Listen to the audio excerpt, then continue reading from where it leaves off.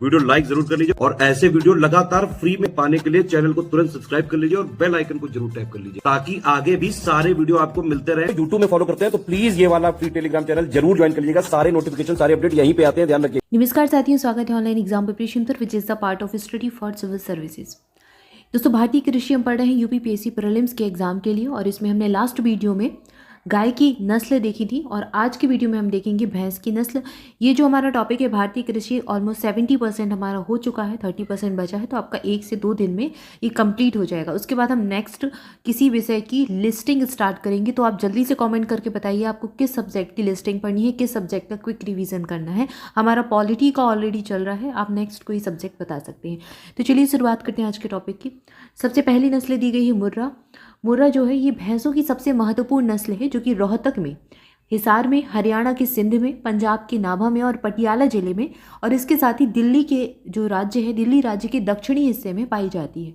इसे दिल्ली, कुंडी, काली आदि नामों से जाना जाता है। तो ये इसके निकनेम हो गए। मुर्रा को दिल्ली भी कहा जाता है, कुंडी भी कहा जाता है और काली भी कहा जाता है।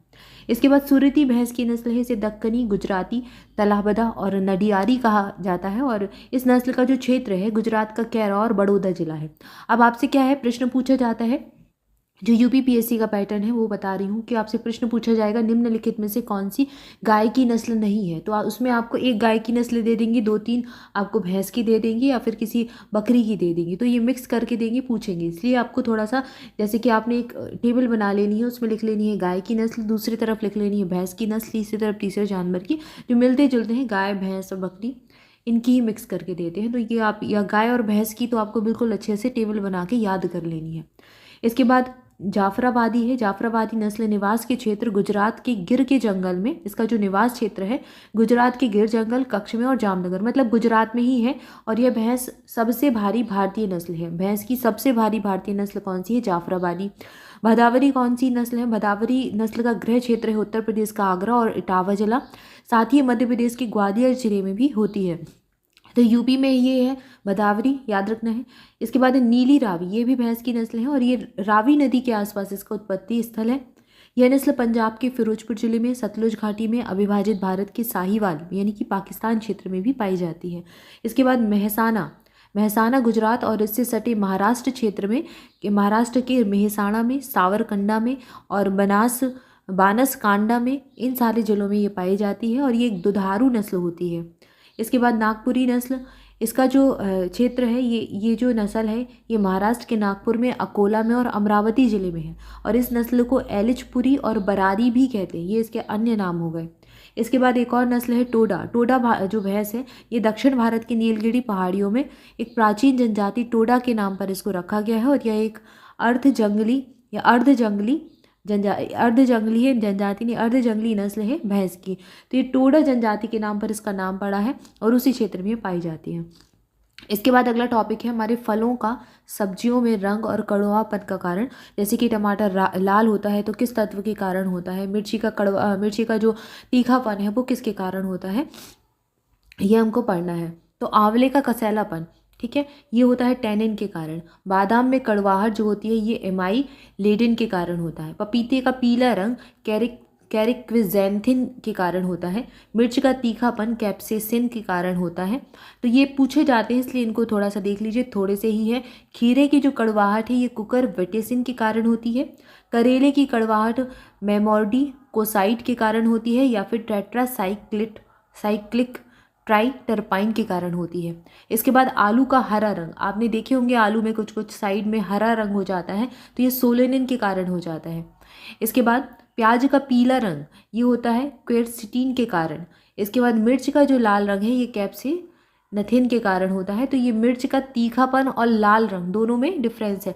तीखापन होता है कैप्सेसिन के कारण और जो लाल कलर है, रेड कलर है, वो होता है कैप्सेनथिन के कारण। ठीक है ना, थोड़ा सा डिफरेंस है शब्दों का, इसको देख लीजिएगा, याद रखिएगा। इसके बाद हमारा जो है गाजर में आपने देखा है लाल रंग की होती है, ये होता है एंथ्रोसाइनिन के कारण। अरबी का कसैलापन होता है कैल्शियम ऑक्जेलेट के कारण। बेल की कड़वाहट होती है मार्मोलोत्सिन के कारण। पीपर होती है, इसकी कड़वाहट होती है ओलिमोरेसिन के कारण। मूली आपने खाई है, मूली कई बार मीठी होती है, कई बार तीखी निकल जाती है।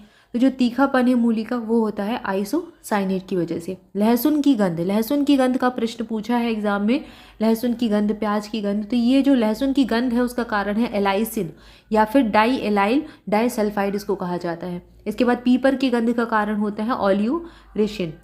इसके बाद टमाटर का लाल रंग, ये लाइकोपिन, ये बहुत इंपॉर्टेंट है, एग्जाम में पूछा भी जा चुका है। प्याज का लाल रंग एंथोसाइनिन के कारण होता है। हल्दी का पीला कलर किसकी वजह से होता है? कुरकुमिन के कारण।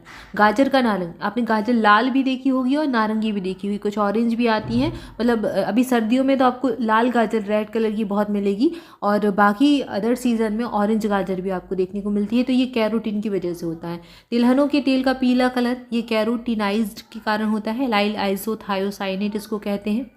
इसके बाद सलजम अगर आपने खाई हो, देखी हो, तो इसकी चरपराहट जो है ये कैल्शियम ऑक्जेलेट की वजह से होती है।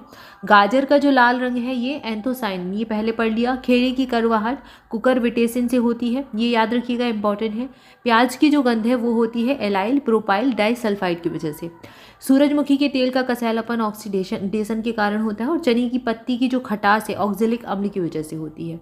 ठीक है, तो यहाँ पर हमने 2-3 छोटे छोटे टॉपिक पढ़े हैं और बहुत इंपॉर्टेंट टॉपिक थे, बिल्कुल इनको अच्छे से पढ़ लेना है, एग्जाम में इनसे प्रश्न बनते ही हैं, तो याद कर लीजिएगा। अगर आप पूरे भारतीय कृषि को भी देखें तो पूरा अगर कृषि के एक ही दिन में आप कवर करना चाहें, रिवीजन करना चाहें तो 2x की स्पीड पर करके कर भी सकते हैं। आपको 2 से 3 घंटे का समय लगेगा, आराम से आपका हो जाएगा। तो ये टॉपिक आपका कंप्लीट हो जाएगा। अब हमारा थोड़ा सा और बचा है 20% ऑलमोस्ट, उसको हम कवर करेंगे।